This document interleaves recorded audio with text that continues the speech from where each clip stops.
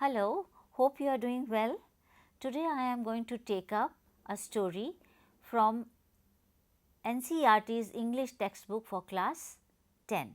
The name of the textbook is First Flight and the name of the story is Madam Rides the Bus.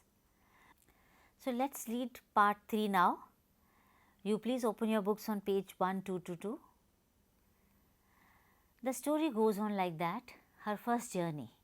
What careful, painstaking, elaborate plans she had to make for it.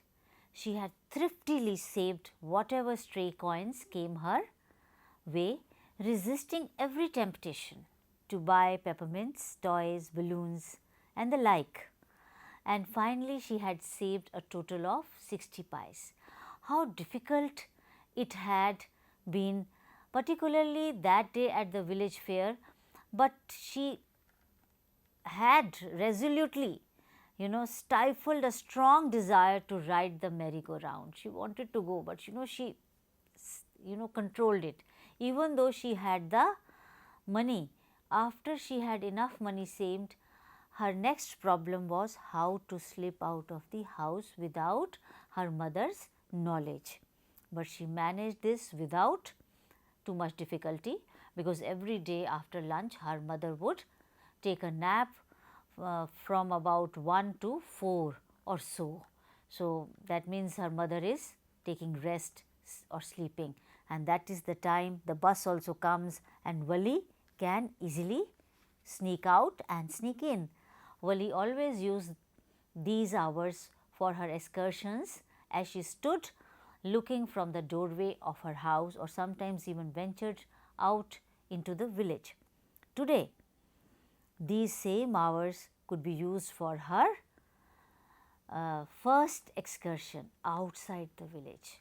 Generally, she would go into the village, but today outside the village.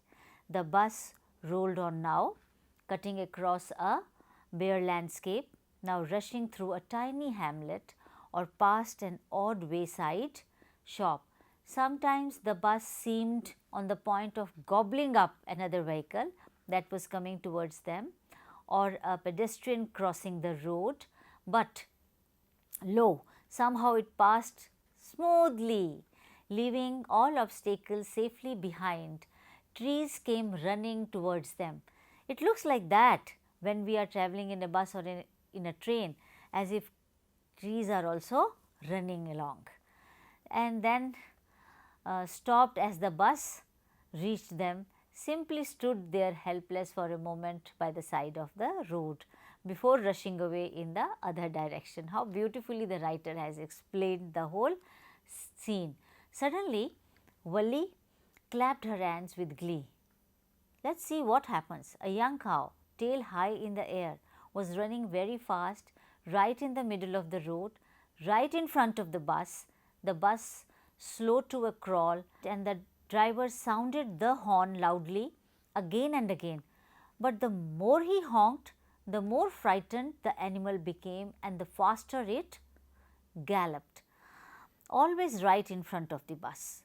Now, the animal was nervous and was not going on the side. Somehow, this was very funny to Wali. She laughed and laughed until there were tears in her eyes. Hey, lady, haven't you laughed enough? Called the conductor. Better save some for tomorrow. At last, the cow moved off the road, and soon the bus came to a railroad crossing. A speck of a train could be seen in the distance, growing bigger and bigger as it drew near. Then it rushed past the crossing gate with a tremendous roar and rattle, shaking the bus. Then the bus went on and passed the train station. From there it travelled a busy, well laid out shopping street, and turning entered a wider thoroughfare. Such big, bright looking shops, what glittering displays of clothes and other merchandise, such big crowds. Struck dumb with wonder, Wali gaped at everything, because she hadn't seen such shops in her village. Then the bus stopped and everyone got off except Valli. "Hey lady," said the conductor, "aren't you ready to get off? This is as far as your 30 paisa takes you." "No," Valli said, "I am going back on the same bus." She took another 30 paise from her pocket and handed the coins to the conductor. "Why is something the matter?" "No, nothing is the matter. I just felt like having a bus ride and that's all. Don't you want to have a look at the sights now that you are here all by myself?" "Oh, I would be much too afraid." Greatly amused by the girl's way of speaking, the conductor said, "But you weren't afraid to come in the bus." "Nothing to be afraid about that," she answered. "Well, then why not go to that stall over there and have something to drink?"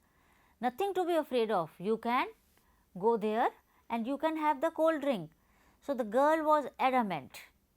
She said she will not get down the bus and she will not take anything, even though it was a busy public road, merchandise and things were being sold. So she said, "I don't want to have anything, I don't have enough money. I have the money I gave you, I just have that much money." So the conductor said, "I will pay for the cold drink, I will get the cold drink for you." But she refused, she said no. And the conductor shrugged and they waited until it was time for the bus to begin the return journey. Again, there weren't many passengers. With this, we have come to the end of part 3, but I have a few comprehension check questions for you. But there is one question which we need to think about. One has to be careful of strangers. Does this apply to online applications and social media as well? See, we are going beyond the real world into the online world. We have to be very careful so far as the real world is there. We should not go out, we should tell our parents, we should seek their permission. But these days, everything is happening online. Your classes are happening online and you are also exploring the world with the help of internet. So, does this apply to online applications and social media as well? You should have a discussion with your friends, with your family, with your teacher, and you must know what are the do's and the don'ts. You have to be safe in this world also. Okay?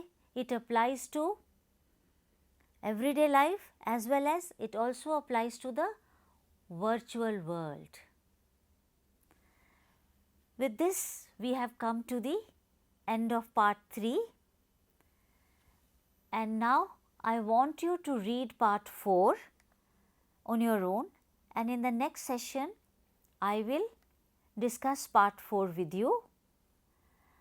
Till then, happy reading. Thank you.